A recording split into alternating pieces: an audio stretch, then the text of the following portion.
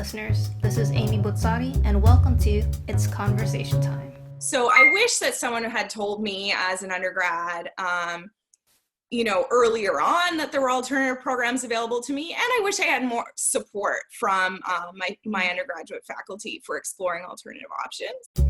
In this episode, we sit down with Liz Lyons, Assistant Professor of Management at the School of Global Policy and Strategy. Her impressive research work focuses on the intersection between technology and innovation strategy, international management, and organizational economics. In this conversation, Professor Lyons shares her story of how she navigated through paths of expectations as an economics undergrad, her learned lessons of what she wished she knew at that time, and the various opportunities that one can do with an Econ undergraduate degree. Thank you, Amy. Yeah, as Amy mentioned, I'm Liz Lyons. I'm Professor of Management, Assistant Professor of Management at GPS. I've been here for 6 years now. This is my 6th year. So I'm now pretty familiar with the program, and I'm hoping to be able to provide some insights on the MPP program, and in particular on the MPP program for Economics B.A. students. The MPP is the Master of Public Policy offered at UC San Diego's Graduate School of Global Policy and Strategy. If you're currently majoring in Econ as an undergrad, you're in luck. We have the 5-year joint BA in Economics Public Policy and Master of Public Policy program. Why would someone with an undergraduate degree in economics pursue a master's in policy? Yeah, I think that's a great question because I think it's not made obvious to a lot of undergrads. I did my undergraduate in economics.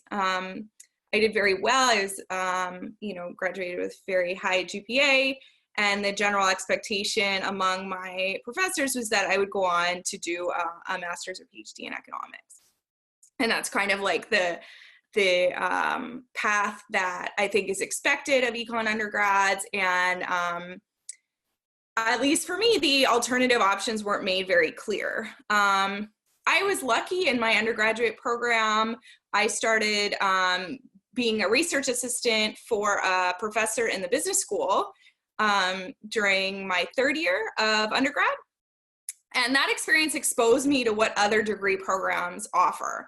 Otherwise, I never would have been aware of what economics undergrad can allow you to do outside of an economics department. Through that experience, I decided to go to grad school in a business school. I decided not to pursue economics in an economics department.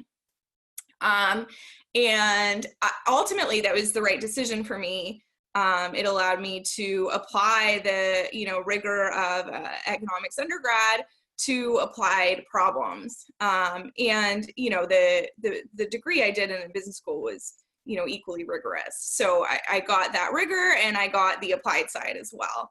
And I'm obviously very happy with where that brought me. I have a career I love, and I work on problems that I really care about. So I wish that someone had told me as an undergrad, earlier on that there were alternative programs available to me, and I wish I had more support from my undergraduate faculty for exploring alternative options. So hopefully, insights I provide today can be useful in that regard. So why an MPP? Obviously, I did not go into an MPP. There was no MPP available at the schools I wanted to go to. I was in Canada at the time. I think there are a few things. First, for people like me who want to go from an undergraduate to, eventually a PhD program, eventually go into academia, as I did, I think that the MPP can give you an opportunity to stop and say, well, how can I use all these really exciting tools to solve problems that I care about? And in the MPP, every class you're taking is allowing you to learn about these real world problems, how people have dealt with them up to that point. All our courses deal with applied problems, but you read, the most recent academic literature on those problems and how they've been addressed. And so you kind of get this opportunity to have a lot of fun with the tools you've already invested in learning. And I think that can be really important for maintaining that passion for research over time. And, certainly if you're just super positive that you want to do a PhD in economics, you know what you want to work on, then, maybe it's not the optimal program. But for those of you who think you want to do a PhD, but really want to be motivated and passionate and aren't quite sure what problems you want to focus on, I think the MPP can be a great, like, in between to get you set up for that, exciting career. And then, of course, there are many of you, I'm sure, who don't want to do a PhD, who have excellent grades and want to be able to apply what you've learned to an alternative career. And in that case, the MPP is kind of wonderful, particularly wonderful, because again, you get to take all these like hard skills, all the rigor of economics, and then apply those skills to the types of problems you will be applying in your jobs, whether your job be, consulting, private sector consulting, public sector consulting, public policy, in a think tank or in the government. This degree gives you the opportunity to basically practice how to apply economics to those problems in the real world. The other thing I think that is just super important about what we do is, because we're a professional school, we invest a lot in teaching our students these soft skills that are so important in the labor market, and that certainly I didn't learn in my undergraduate. I didn't have many opportunities to make presentations. We didn't do that much teamwork. And really our program is geared to give you both the, further your hard skills that you've already started learning in your undergrad, and really spend time investing in these soft skills that the labor market values so much. And that, we often think are not things you can learn. They're called non-cognitive, typically. But of course, they're things you can learn. They're in your brain, and you can all become better at them. Can you give an example of a soft skill project that's done through our program? Yeah, definitely. I mean, so to the extent that writing is a soft skill, I mean, it's definitely a hard skill, but there are aspects of it, particularly in how we write in the private sector versus the public sector, those types of things. We spend a lot of time on that. You also do a lot of presentations. Public speaking is obviously very important in many careers. It's good for your confidence. It also forces you to be able to say what you're trying to say in, only so many words. Which is really important for any career. Yeah. And that's just so important. I mean, any high skilled career right now is going to require that you know how to work in teams, that you can manage teams, that you can manage yourself, that you can work in a group of peers and co-manage. And it's really hard. I'm sure everyone knows working in teams involves managing free riders, talking to people you don't really get along with.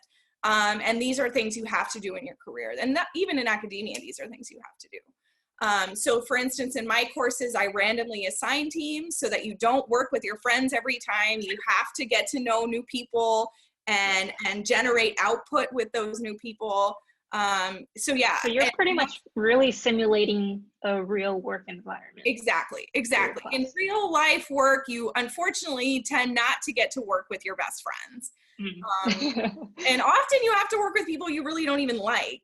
Yeah. So we're trying to simulate that exactly. So that's really important. The other thing I'd say that, again, is unique for a professional program, unique among professional programs, is that we have services that the economics department, for instance, can't offer, like, for instance, career services. And that service is immensely valuable. So essentially, you're going to have a team of people whose whole job it is to help you find a job, where employers already have a relationship with our department and our alumni and are familiar with the program. And you can see in our placement numbers that our program is very good at placing people in jobs that they actually want to go into. And so that's an invaluable service. Why MPP program and not a business school then? Well, I think there are a number of reasons. First, it's a relatively unique program. So MBAs there are tons now. And, they're very good. I went to business school. I have nothing bad to say about them, but I think our MPP program is relatively unique. So there aren't as many MPPs as there are MBAs. Beyond that, our MPP offers much more quantitative skills than other MPP programs tend to. This is great for Econ undergrads. You're all ready for that. But it also differentiates our program from other MPPs. We have a strong GIS set of courses, which is super valuable, again, for the labor market, but also for those of you who want to go on to do a PhD.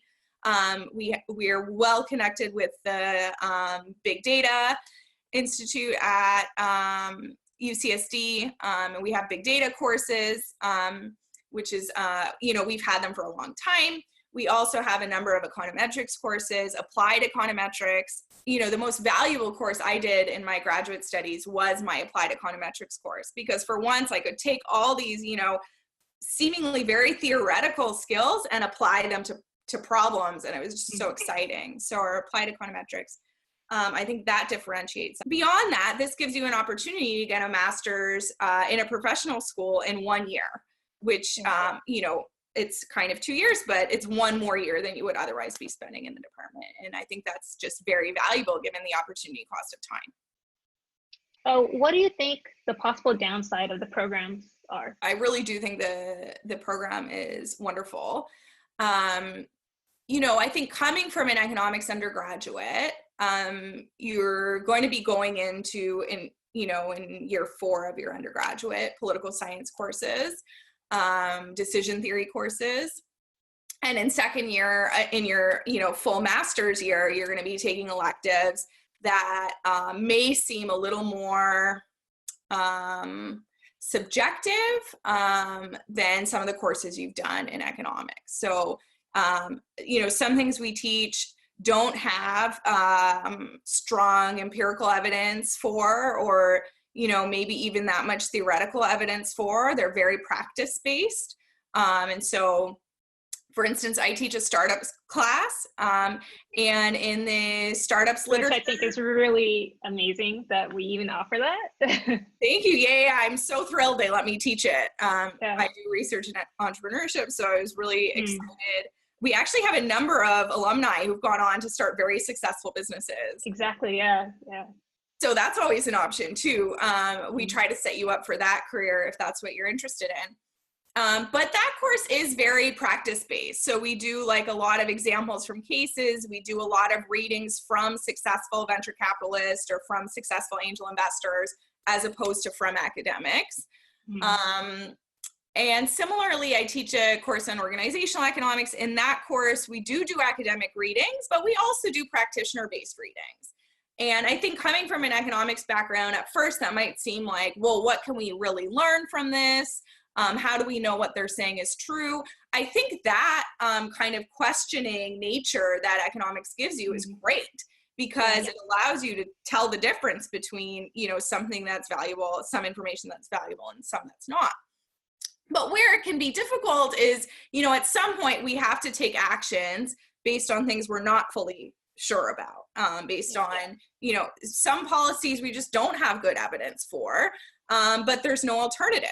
And so, how do we think about making decisions that don't have the benefit of rigorous evidence behind them? I think that's like a really important skill to learn in any labor market, because most decisions we make are not kind of evidence-based. After COVID-19, I mean, there has been talks like on news, on different podcasts and stuff, that pretty much after COVID-19, we're going to enter a new era, a new period of time. Like, in your opinion, what will be the most valuable skill to have? And essentially, I think this all comes down to like who can innovate their brains, who can come up with new ideas, who can convince themselves of new trends or the value of new trends. That all comes down to essentially the ability to innovate in various forms. And yeah, I really think that's a soft skill. And doing that effectively requires, again, the ability to work in teams really well, the ability to communicate your ideas really well, the ability to motivate people and get people on board. So yeah, I think that's going to be the difference maker. If people continue working from home, again, those soft skills are just so important. How do you communicate digitally, right? Like, that's hard. It's way harder than communicating face-to-face and requires big investment. And people who don't value that just aren't going to do it well. So yeah, I think that this is a great moment in many ways for a program like the MPP, because we offer all those things. And I'm just really excited to be here for this very exciting period of time. Although the uncertainty is scary, it's also like, oh my gosh, look at what could come of this, all the great things that could come of this. You know, post Spanish flu, although it was also post World War I, we got the Roaring 20s, just full of innovation and full of excitement. And so yeah, I think there are many reasons to be positive about what will come next. But again, you have to be able to adapt to those things, and those things require these soft skills. Thank you so much. This was awesome. Such a great conversation. And I hope that we could do another one in the future. Yeah, anytime. Thank you for listening to It's Conversation Time. My name is Amy, and I hope you enjoyed our first episode with valuable lessons from Liz Lyons, Assistant Professor of Management at the School of Global Policy and Strategy, and that you gained valuable insights on the MPP program. I hope you'll join us for more conversations. In our next episode, we'll sit down with Summer Bales, a soccer player and a MPP student who raises the bar for athletes.